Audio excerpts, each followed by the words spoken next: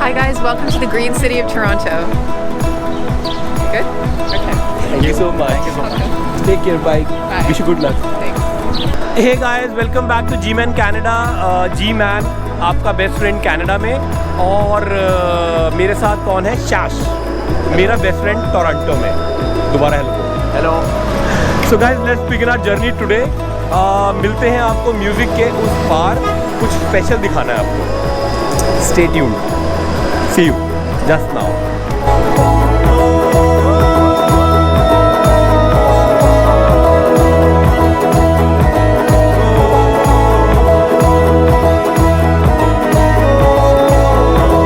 सो hi guys, welcome back.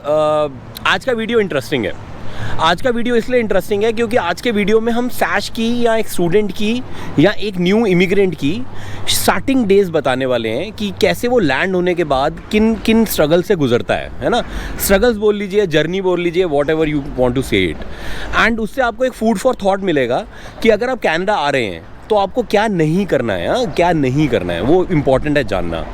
तो we'll start this thing कि सैश यहाँ आया तो उसने अपनी टेम्परेरी एकोमोडेशन कौन सी ली, कितने पैसे दिए, एक गलती करी उसने, वो आपको खुद बताएगा क्या गलती करी और वो हमें क्यों नहीं करनी है। तो सैश, कहाँ लेके आया जो मैं तू? तो ये वो जगह है जहाँ पे मैं इनिशियली जब लैंड किया था, मैं यहाँ पे आया था। इसका नाम है हॉस्टलिंग इंटरनेशनल। एक हॉस्टल है एंड इसका फंडा बिल्कुल वैसा है कि यहाँ पे बंक बेड्स हैं। ओके। तो आपको पता नहीं होता आप किसके साथ रूम शेयर करने वाले हो। इसमें प्राइवेट रूम्स का भी ऑप्शन होता है, but when I was booking it, अब मैंने गलती ये करी कि मैंने बहुत ही एंड मोमेंट पे बुक किया था। लाइक जिस दिन मेरी फ्लाइट थी उसके 1-2 दिन पहले मैंने बुकिंग करा था, तो मुझे जो कमरे मिल रहे थे वो सिर्फ 4 शेयरिंग में, 6 शेयरिंग में, 8 शेयरिंग में मिल रहा था। ये वो जगह है, इसको हॉस्टलिंग इंटरनेशनल बोलते हैं। ये एक्चुअली एक चेन है। आप किसी भी बिग कंट्री में जाओगे, बिग सिटीज़ में जाओगे तो यहाँ पे सारे ट्रैवलर्स आते हैं, बैकपैकर्स जिनको बोलते हैं। ये आजकल सिस्टम आपका इंडिया में भी हिल स्टेशन पे स्टार्ट हो गया है हॉस्टल्स का। एंड ये इंडिया जैसे हॉस्टल्स मतलब नहीं है, अंदर से बहुत सुंदर होता है, वाईफाई होता है, टीवी होता है, एवरीथिंग इज़ देयर, काउचेस होते हैं एंड एयर कंडीशन होता है पूरा। आपको फ्री मील देते हैं, डिनर देते हैं, नीचे बार है इसमें। तो बहुत ही हैपनिंग प्लेस है। बार मैं बिकॉज ऑफ कोविड हम अंदर से नहीं शूट कर पा रहे हैं इसको, बट जर्नी को तो आगे बढ़ाना है ना। Show must go on.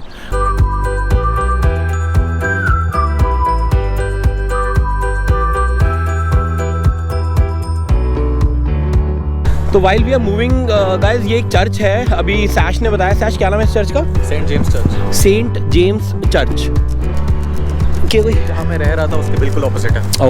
Okay. ये जगह किंग स्ट्रीट है, सबसे one of the most famous streets in Toronto. And इसी में मेरा कॉलेज है, लेफ्ट साइड पे जाके।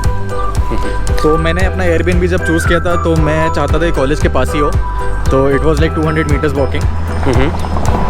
तो अभी हम लोग कॉलेज देखते हैं। स्टाइल बॉय, आज निक्कर में नहीं आया तू, क्या बात है? क्यों? ये जरा टी शर्ट पीछे दिखाइए, पीछे दिखा। अरमानी पहन रहा लड़का, अरमानी।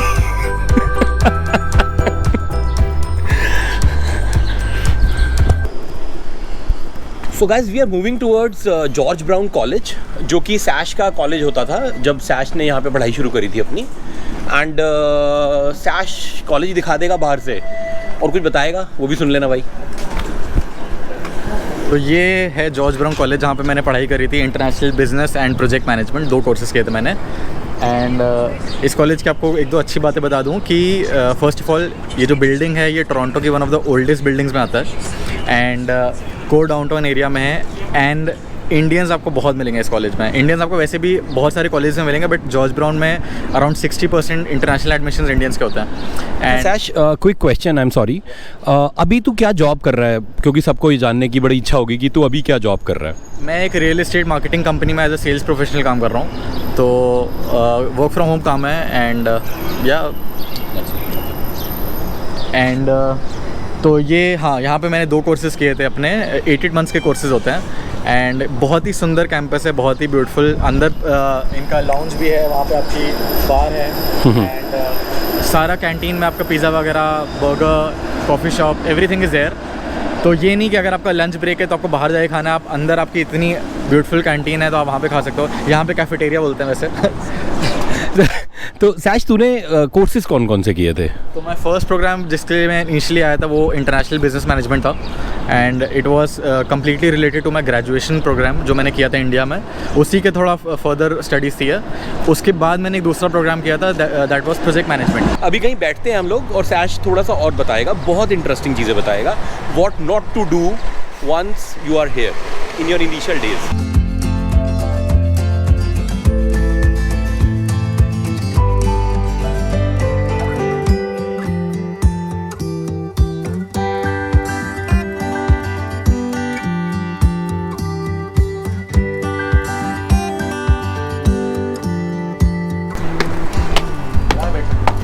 यहाँ बैठे?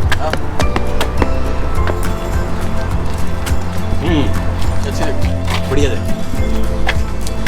तो यहाँ बैठते हैं हम लोग सैश के कॉलेज के प्रीमिसेस के अंदर और फिर आगे की बातें शुरू करते हैं।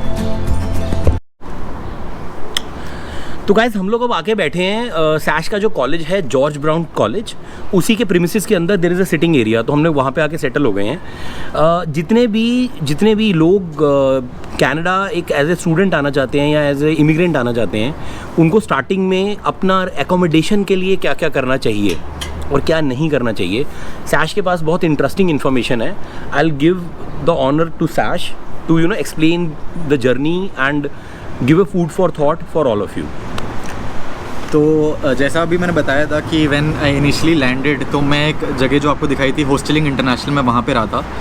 अब मैं बताता हूँ मैंने क्या गलती करी थी, पर मेरा किस्मत भी थोड़ी अच्छी थी। तो मेरी फ़्लाइट 26 अगस्त 2018 की थी, मुझे अभी याद है, एंड मैंने सिर्फ 3-4 दिन पहले ये बुक किया था ये एयरबीएनबी। और मैं उन लोगों में से हूँ जिनका कनाडा में कोई ब्लड रिलेटिव या कोई दूर का रिलेटिव, कोई फ्रेंड्स फैमिली पहले से कोई नहीं है। तो मैं बिल्कुल ऐसा आया था कि मैं किसी को जानता नहीं हूँ, तो मुझे एयरबीएनबी रहना ही था। मैंने होशियारी बस ये कर दी कि मैंने सिर्फ 4 दिन के लिए बुक किया। मैंने सोचा कि यार 4 दिन में तो घर मिल जाएगा, ईजी है। राइट। तो 27 को लैंड किया था मैं एंड पहले दिन जेट लैग हो गया। सेकेंड दिन मैं हल्का फीवर में था बिकॉज मौसम चेंज हुआ था। एंड थर्ड डे मेरा ओरिएंटेशन था यहाँ पे कॉलेज में।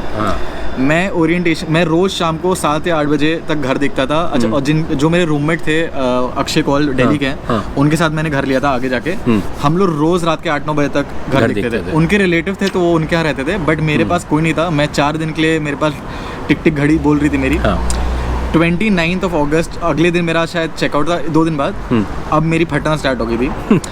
तो मैं नीचे गया रिसेप्शन में, मैंने उनको बोला मेरे को एक्सटेंड करना है। उन्होंने बोला अवेलेबल नहीं है, एवरीथिंग इज बुक्ड। अब मैं बहुत पैनिक हुआ, हल्का रोया भी, मतलब परेशान हो गया। ऐसे सिचुएशन में परेशानी हो जाओगे कि आपको लग रहा है कि आप जाओगे कहाँ, आप सड़कों पे छोड़ दिए जाओगे। या तो सड़कों पे जाओगे या फिर आपको भैया $300-400 का होटल लेना पड़ेगा। तो और यहाँ पे मैं स्पेंड करा था around $50 to $60 every day, true, including a meal. तो ये बहुत अच्छा था।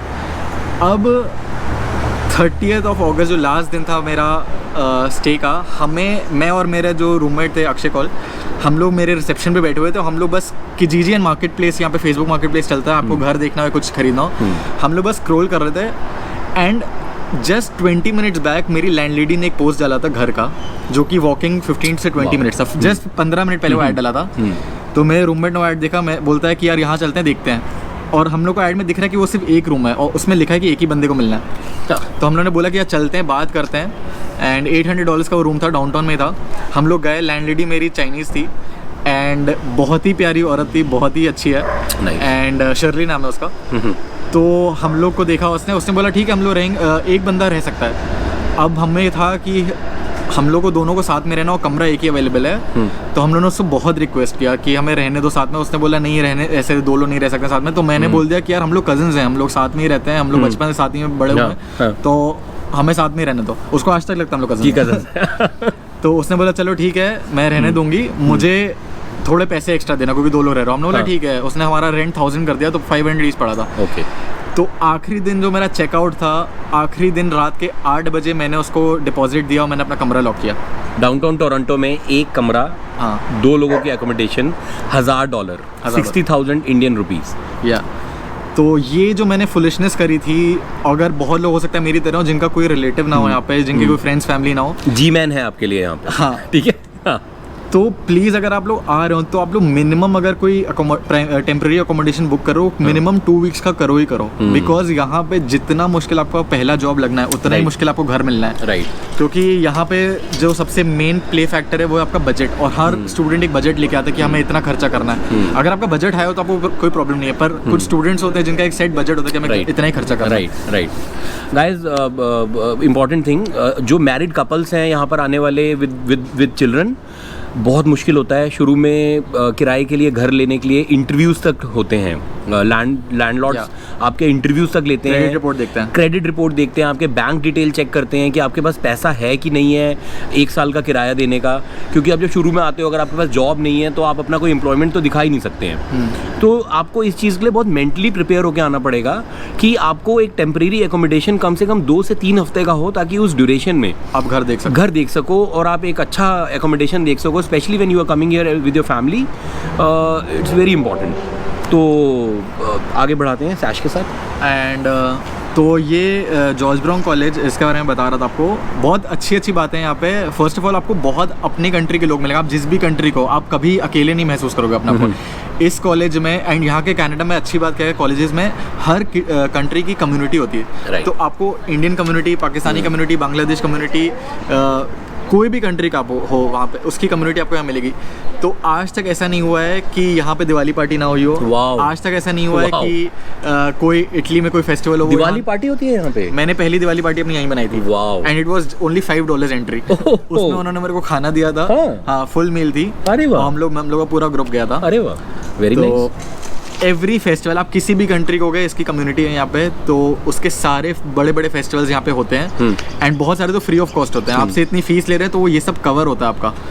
And very nice. International association है कि कल को आपको कोई हरास कर रहा है, कोई कंट्री का आप हो, आपको हरासमेंट लग रहा है, तो आप कंप्लेन कर सकते हो। यहाँ पे ये सब की बहुत वो कंसर्न रखते हैं लोग कि आप किसी भी चीज़ में डिस्क्रिमिनेशन ना हो, आप किसी भी कंट्री को।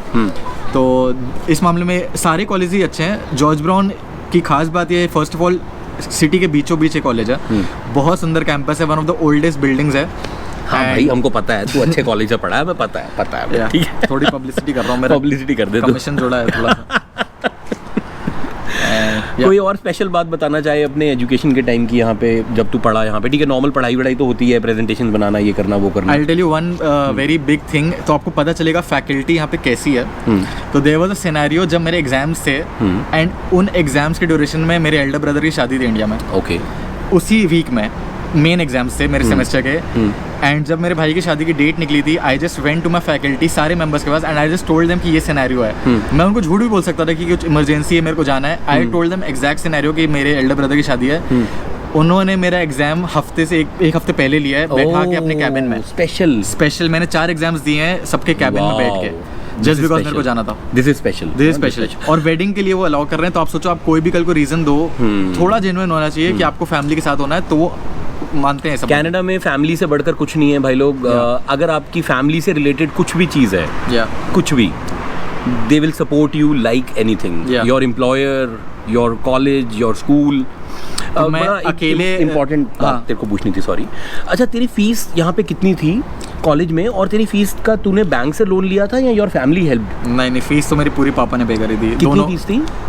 It was around 16 lakhs total for 2 courses, 8 lakhs around each course. 8 lakh तो पापा ने तेरे पे करी थी? हाँ, पूरी पापा ने। पापा को थैंक यू बोलना चाहोगे?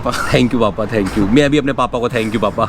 भाई, माँ बाप को बहुत थैंक यू किया करो, उन्होंने ही सब कुछ किया है हम लोगों के लिए। मेरा फीस से लेकर मैं ticket, everything, initial first 2 years में सब कुछ उन्होंने किया। Very nice. जिनके पास इतना फाइनेंशियल बैकअप नहीं होता है, तो there are banks in India. अगर आप किसी अच्छे कंसल्टेंट के पास जाएंगे तो वो गाइड करेंगे आपको। There are banks in India जो इंटरनेशनल एजुकेशन के लिए लोन देते हैं, और उसकी रीपेमेंट भी बहुत फ्लेक्सिबल होती है। Just a food for thought.